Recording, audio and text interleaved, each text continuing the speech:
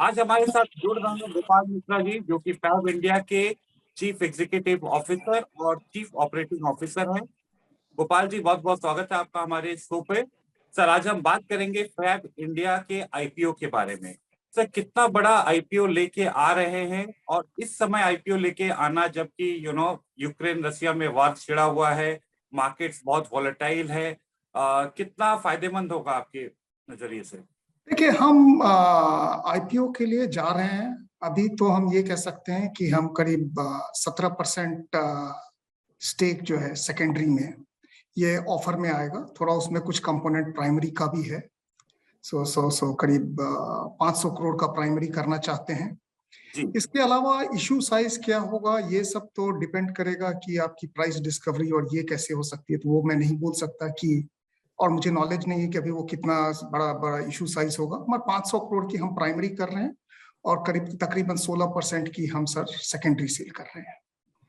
और जहां तक सर फैब इंडिया की बात है, यदि लॉन्ग टर्म ट्रेंड देखें और कोई भी कंपनी जो 62 ईयर्स से सॉर्ट ऑफ अवेलेबल है, प्रेजेंट हैं, वो तो लॉन्ग टर्म देखती हैं। लॉन्ग टर्म यदि आप कंज्यूमर सेंटिमेंट्स के बारे में बात करें या कुछ दूसरे मैक्रो इकोनॉमिक इंडिकेटर्स हैं, जैसे है नेचुरल की तरफ, एनवायरनमेंट पे आपका क्या इम्पैक्ट है, यदि ये सब चीज को यदि आप देखें, और हमारे जो यूथ है, जो नई जनरेशन है, वो ये एनवायरनमेंट रिलेटेड चीजों को प्राथमिकता दे रही है। तो जब ये सब ट्रेंड आप देखेंगे तो आप ये लगता है कि फैब इंडिया जो है ये बहुत ही अच्छे पोजीशन में है, क्योंकि हम जो है ESG, एनवायरनमेंट, सोशल और गवर्नेंस, ये हमारी पिलर है। और ये हमारे जो है लास्ट 62 ईयर्स से, सिंस हमारा इंसेप्शन हुआ है, हमारे फाउंडर्स, हमारे जो प्राइमरी शेयर होल्डर्स थे, दे हैव सॉर्ट ऑफ वो इन्हीं ESG के बेडरॉक पे इस कंपनी को बिल्ड किया है। हमने कारीगरों को एक तरफ, किसानों को एक तरफ, और दूसरे तरफ जो जो जो कंज्यूमर्स हैं, जो इसको वैल्यू देते हैं, हम इनको कनेक्ट करते हैं as a lifestyle platform. So Fab India in my view, क्या कहते हैं, ये जो रिसेंट यदि मैक्रो इकोनॉमिक या जियोपॉलिटिकल डिस्टर्बेंसेस होते हैं, that is not much impact on Fab India from a long term perspective. Sir, long term perspective में impact may not be there, but अभी के टाइम में आईपीओ लाना, when you see कि India का जो सबसे बड़ा आईपीओ ऑफरिंग अभी आने वाला था LIC का, they are also considering to postpone it outside this मार्च में नहीं आए, नेक्स्ट फिस्कल में ही आए। तो इस और टाइमिंग की बात है सर, ऐसे टाइमिंग में जब मार्केट मतलब गिर रहा है, तो उसमें इन्वेस्टर्स का कॉन्फिडेंस कितना रहेगा? देखिए, मैं LIC या उनके डिसीजन के बारे में तो कुछ नहीं बोल सकता हूँ, मगर फैब इंडिया की जो मैं आपको बोला कि हर कंपनी की एक अपनी रिदम होती है, एक पेस होती है और एक स्टाइल होता है। मैं फैब इंडिया के बारे में यदि बोलूं कि आपके पास अल्टीमेटली जो भी हमारे साथ इन्वेस्टर जुड़ना चाहेंगे, वो तो फंडामेंटल्स पे जुड़ना चाहेंगे।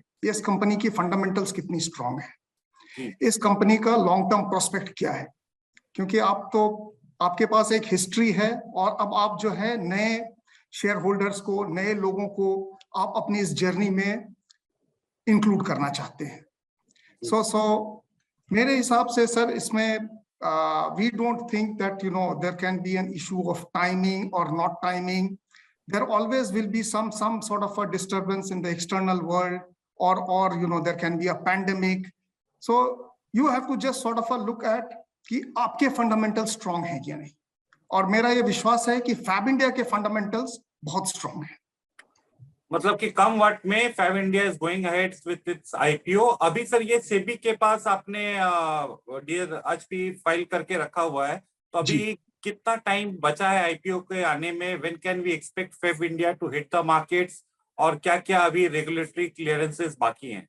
देखिए, ये तो फैब इंडिया के हाथ में नहीं है। जो फैब इंडिया के कंट्रोल में था वो है सेबी के पास, हमने अपना DRHP फाइल कर दिया है जी।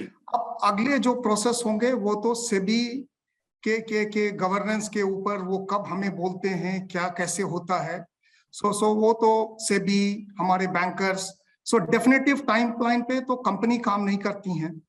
वो तो जो माइलस्टोन्स हमारे कंट्रोल में है वो हमने कर दिया है।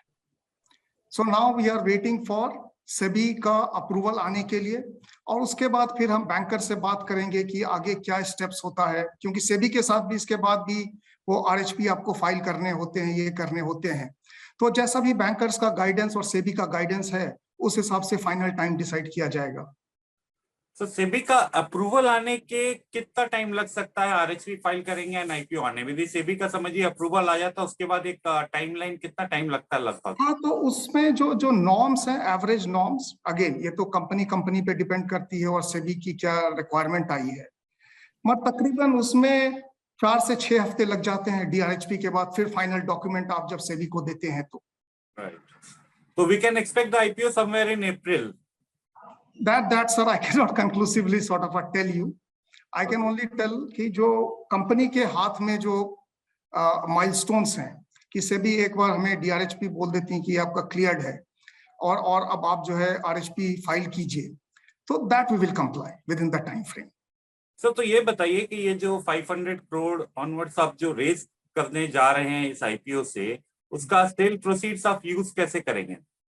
सो देखिए, अभी हमारे पास जो है कुछ आउटस्टैंडिंग लोन्स हैं। सो प्राइमरी पर्पस जो है हम वो आउटस्टैंडिंग लोन्स को चुकाएंगे, करीब 375 करोड़, और 125 करोड़ जो जनरल कॉर्पोरेट पर्पस सेबी की डेफिनेशन में है वो है, जिसको हम या तो कोई ग्रोथ इनिशिएटिव में लगाना होगा या फिर क्या कहते हैं जो जो जो आपके नए स्टोर्स हैं या ई कॉमर्स है। So we have not sort of decided as such कि वो 125 करोड़ का क्या यूज होगा, मगर 375 crore which is 75% of that, वो हमने सेबी को अपना इंटेंट बता दिए हैं कि ये लोन डाले चुकाने के काम में आएंगे। सर, तो मोस्टली ऐसा देखा जाता है कि व्हेनेवर एक कंपनी जो भी आईपीओ से पैसा रेज कर रही है and almost 75% of the funds you are using in retiring debts, and even 25% का आपका श्योर नहीं है कि आप ग्रोथ या एक्सपेंशन में कैसे यूज करोगे। वो तो सर जनरल कॉर्पोरेट पर्पस है which sort of SEBI really does not sort of, मगर इसके अलावा जो है एक बार जब वो, क्योंकि अभी आप डीआरएचपी और आरएचपी के बीच में भी थोड़ा आप अपना चेंज कर सकते हैं, ये तो ब्रॉडर हाई लेवल लिमिट है सर जो डीआरएचपी में आप फाइल करते हैं। उसके बाद भी अभी तो सेबी की वो रिक्वायरमेंट है कि there will be a governance body, you will have to identify, तो हम अभी उस सॉर्ट ऑफ माइलस्टोन पे, मंजिल पे अभी नहीं पहुंचे हैं सर। ओके सर, ये बताइए कि where are we now in terms of profitability और रेवेन्यू और your scale of operations, and post IPO और 5 years down the line, where do you see fab India from here? So इसको मैं जो है 3 पार्ट में बोलना चाहूंगा। सो यदि फैब इंडिया की आप हिस्ट्री देखें परफॉर्मेंस की, से 2019 तक, जब तक आपके पास कोई इश्यूज नहीं थे या there were not big issues, छोटे छोटे इशू आते रहते हैं, डिमोनेटाइजेशन, जीएसटी, मगर 2014 से 15, 5 साल 2019 के पहले, 2014 से 2019 तक हमारी कंपनी 14% के तकरीबन ग्रोथ की है। उसके बाद जो है 20 में we were sort of cruising on a good path, मगर अनफॉर्चुनेटली उसी समय पैंडेमिक आया, March, probably first week of March. So पिछले 24 महीने में बोलूंगा वो तो पैंडेमिक के वजह से वो थोड़ा सा स्ट्रेस में रहे हमारे टॉप लाइन, कहीं की दुकानें बंद थी, कर्फ्यूज, दोस थिंग्स, वो मुझे आप जानते हैं।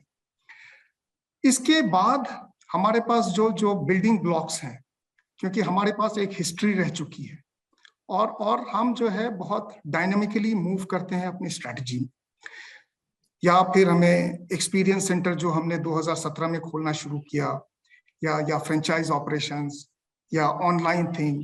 सो ये जो बिल्डिंग ब्लॉक्स हैं फ्रॉम अ डिस्ट्रीब्यूशन पर्सपेक्टिव, कहाँ हम प्रेजेंट रहेंगे, कहाँ से हम कंज्यूमर को सर्विस करेंगे, all that building block is already in place. इसके अलावा यदि आप फैब इंडिया की हिस्ट्री देखेंगे, सो कंटिन्यूअसली हम जो है वो इनोवेशन करते रहते हैं प्रोडक्ट से। हम कला के साथ जुड़े हुए हैं, हमारे पास जो है एक टीम है जो CDLI, जो क्राफ्ट्समैन के साथ at a grass root level काम करते रहती है, और हम इनोवेशन करते रहते हैं। नए प्रोडक्ट जो है अपने कस्टमर्स को, कंज्यूमर्स को प्रेजेंट करते रहते हैं, all rooted in the Indian tradition. So we have all those things from a pipeline perspective. And going forward, I think that हमारा परफॉर्मेंस जो है वो इंडस्ट्री बीटिंग परफॉर्मेंस होगा. हमारा पहले का परफॉर्मेंस भी इंडस्ट्री बीटिंग रहा है. सो ग्रोथ भी जो है वो इंडस्ट्री बीटिंग ही रहेगी. सो अभी के कॉन्टेक्स्ट में मैं बोलूं तो जो आउटलुक है इंडस्ट्री ग्रोथ का, वो बोलते हैं हमारे कैटेगरीज में, जबकि फैब इंडिया तो एक लाइफस्टाइल है, हमारे कैटेगरीज बहुत हैं, जैसे होम डेकोर भी है, अपैरल भी है, ऑर्गेनिक फूड भी है.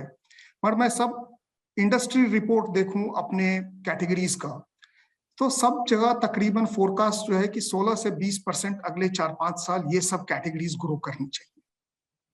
सो वो तो हम यदि और इंडस्ट्री को यदि बीट करते हैं जैसा हमारा हिस्ट्री रहा है, so we should be in that range, whatever industry forecast is 16 to 20%. So you expect to grow at a CAGR of 16 to 20% in the next 5 years? Yes, this is as per the industry forecast. Okay.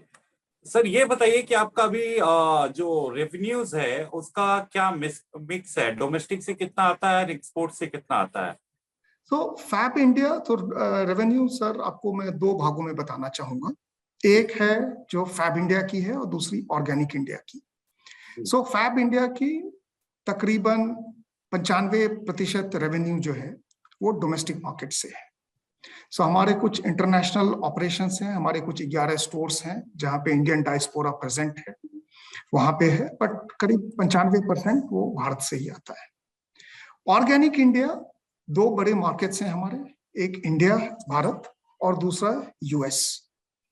सो तकरीबन 50-50% का जो है वो organic India में है. 50% comes from the domestic market and 50% is coming from US and some exports market.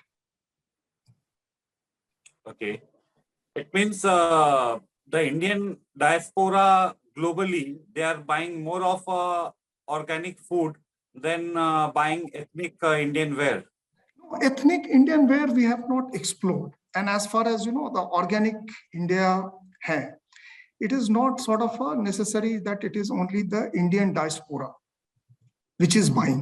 So US में ये तो normal US food chains में available हैं, online sort of available हैं. So it is adopted, recognized. और इसके अलावा भी आप देखें small quantum, but हमारी acceptability भी है. वो करीबन 44 कंट्री में ऑर्गेनिक इंडिया की प्रेजेंस है.